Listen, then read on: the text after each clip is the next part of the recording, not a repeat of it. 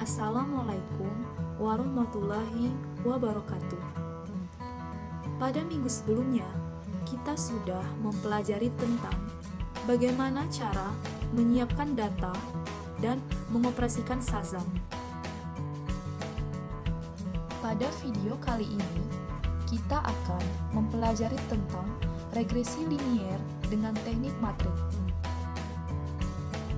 di mana regresi linier mempelajari antara satu atau lebih variabel bebas, yaitu variabel X, dengan satu variabel terikat, yaitu variabel Y. Kali ini, kita akan menganalisis tentang faktor-faktor yang mempengaruhi jumlah produksi padi sawah di Kabupaten Langkat, Provinsi Sumatera Utara. Dalam kasus ini, yang menjadi variabel bebas adalah luas lahan atau variabel X1, jumlah bibit atau variabel X2, dan pupuk sebagai variabel X3. Sedangkan variabel bebas yaitu jumlah produksi padi sawah sebagai variabel Y. Pada analisis ini, kita akan menggunakan analisis regresi linier berganda dengan teknik matrik, di mana kita membutuhkan satu variabel terikat atau Y dan satu variabel bebas atau X. Sesuai dengan judulnya, yang akan menjadi variabel terikat yaitu jumlah produksi padi. Sedangkan untuk variabel bebas, kita akan pilih salah satu dari 3 variabel yang tersedia. Sebagai contoh, maka saya akan memilih variabel luas lahan. Jika dibuat dalam bentuk persamaan, maka akan jadi seperti ini, yaitu YT sama dengan B0 plus beta 1 X1 plus ET. Untuk hipotesis deskriptif, dalam penelitian ini yaitu diduga variabel luas lahan berpengaruh terhadap jumlah produksi padi sawah. Hipotesis ini perlu dibuktikan secara statistik. Oleh karena itu, kita membutuhkan hipotesis statistik, contohnya sebagai berikut. Untuk hipotesis 0, jika beta 1 sama dengan 0, maka variabel luas lahan tidak berpengaruh terhadap produksi padi. Sedangkan untuk hipotesis 1, jika beta 1 tidak sama dengan 0, maka variabel luas lahan berpengaruh terhadap jumlah produksi padi. Selanjutnya, kita buka aplikasi Shazam dan memasukkan instruksi-instruksi analisis. Langsung saja kita buka aplikasinya. Setelah terbuka, lalu kita masukkan instruksi analisis ke dalam kolom editor.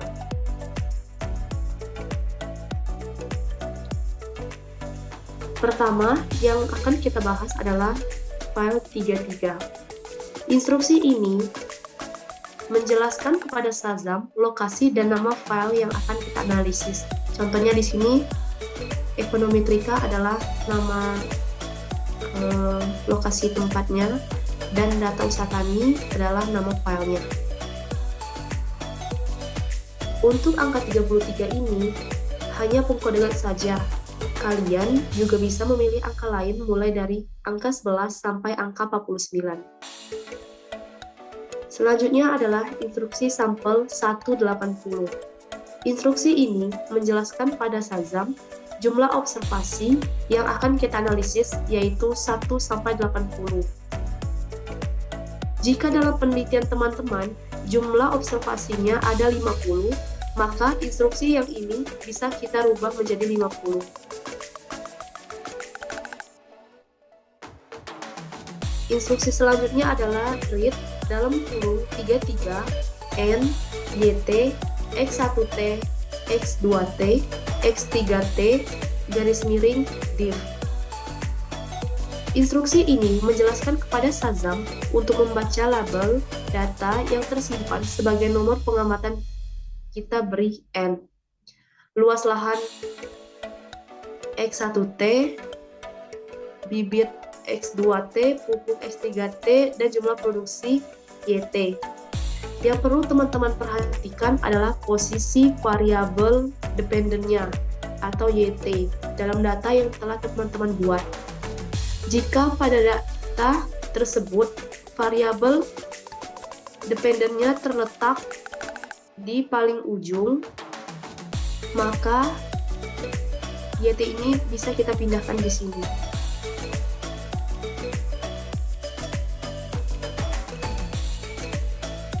Instruksi selanjutnya adalah generate const sama dengan 1.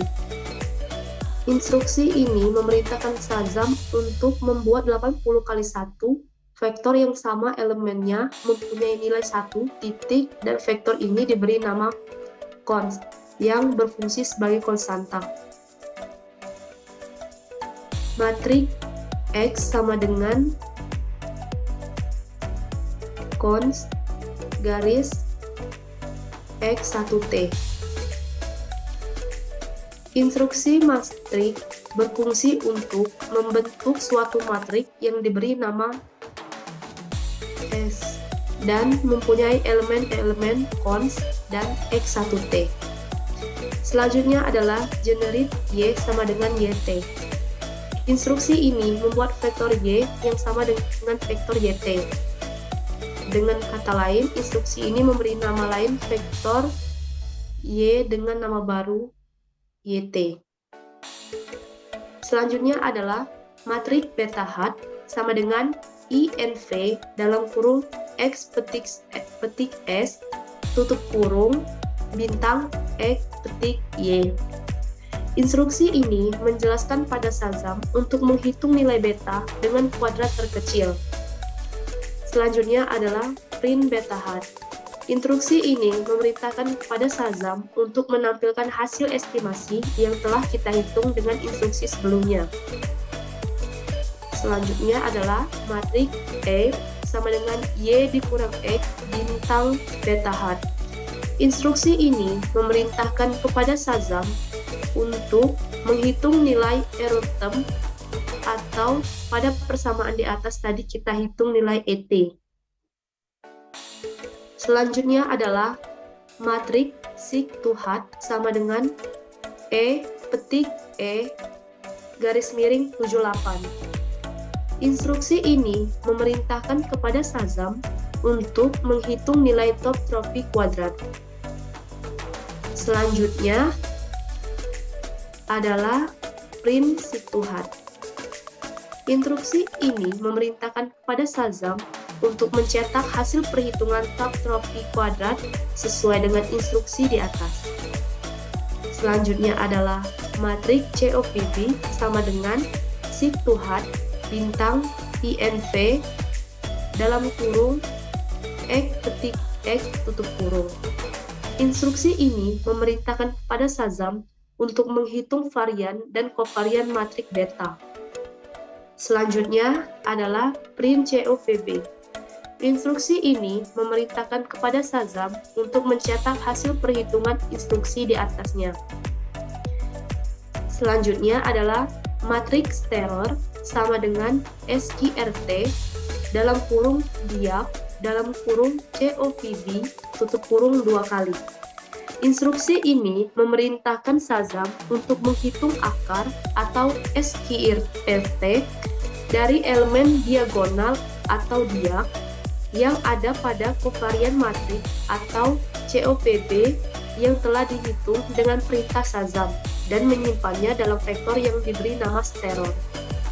Selanjutnya adalah print steror. Instruksi ini memerintahkan Shazam untuk mencetak hasil analisis instruksi yang di atasnya. Dan terakhir adalah stop. Setelah semua instruksi ini kita masukkan, sekarang kita tinggal mengklik run, maka akan muncul instruksi pada kolom Shazam. Selanjutnya di sini teman-teman bisa lihat ada nilai beta hat dan nilai steror. Maka ini bisa teman-teman pindahkan dulu ke Microsoft Excel agar teman-teman bisa menghitungnya.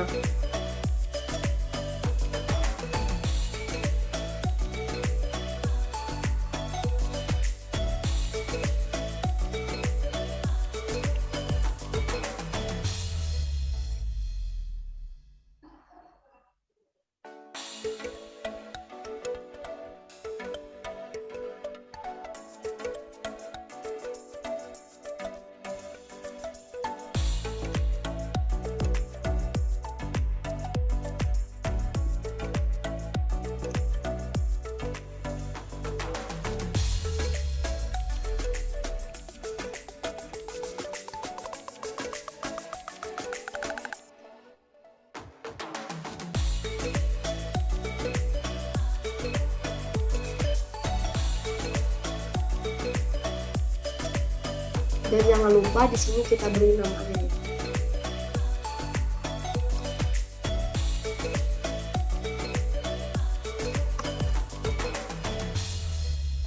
Selanjutnya,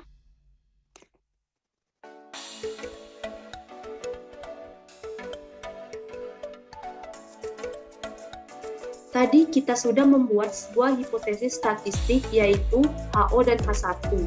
Untuk mengetahui apakah hasil analisis kita berada pada posisi HO atau H1, kita perlu melakukan uji statistik menggunakan nilai T-hitung dan T-tabel.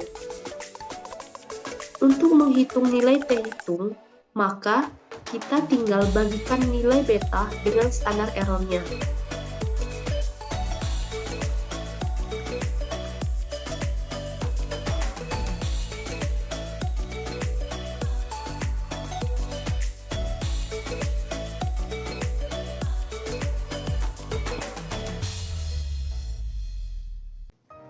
Untuk uji hipotesis, kita mempunyai kriteria. Jika nilai T-hitung lebih kecil dari nilai T-tabel, maka terima HO dan tolak H1. Artinya, variabel luas lahan tidak berpengaruh terhadap jumlah produksi padi. Dan sebaliknya, jika nilai T-hitung lebih besar dari T-tabel, maka luas lahan berpengaruh terhadap jumlah produksi padi. Setelah memperoleh hasil, kita lihat nilai pada T-tabelnya. Di sini, sebelum kita mengetahui nilai T-tabelnya, kita harus mengetahui dulu tipe tes yang akan kita gunakan untuk uji T tersebut. Dengan hipotesis yang telah dibuat, maka tes yang akan kita gunakan adalah two-tailed test atau uji dua sisi. Kita hanya ingin mengetahui apakah dia berpengaruh atau tidak. Dalam hal ini, saya sebagai peneliti mencoba untuk memberi batas error atau batas kesalahan sebatas 0,05%. Untuk di degrees of freedom, itu bisa kita lihat dari jumlah observasi dikurangi variabel X dikurang 1, atau bisa kita sebut DF sama dengan N dikurang K dikurang 1. Maka memperoleh hasil tersebut. 8 pada kolom 5. Angka 1,991. Jadi di sini kita buat nilai T-tabelnya yaitu 1,991. Selanjutnya, kita melakukan pengujian statistik dengan membandingkan nilai T-hitung dan T-tabel yang perlu kita buktikan adalah variabel luas lahan saja atau X1. Variabel X1 nilai T-hitungnya sebesar 12,34838 dibanding dengan nilai T-tabel 1,991.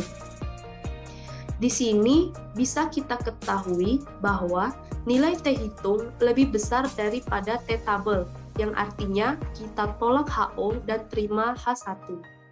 Maka, dapat disimpulkan bahwa dalam penelitian ini, variabel luas lahan berpengaruh terhadap jumlah produksi padi.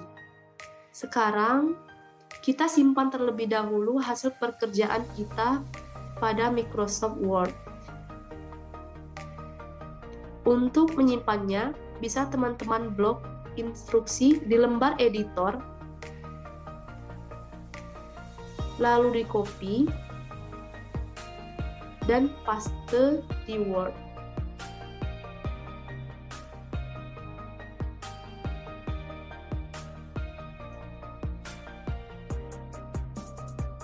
Untuk hasil dalam Microsoft Word ini tidak disarankan untuk merubah bentuk tulisannya, tetapi teman-teman boleh merubah ukurannya saja, yaitu antara 11 dan 10. Lalu, file di Word ini kita simpan di lokasi tempat yang kita inginkan. Itulah tadi tahapan-tahapan dari mengestimasi regresi linier dengan metode matrik. Semoga apa yang saya sampaikan hari ini dapat bermanfaat bagi teman-teman semua. Saya akhiri. Wassalamualaikum warahmatullahi wabarakatuh.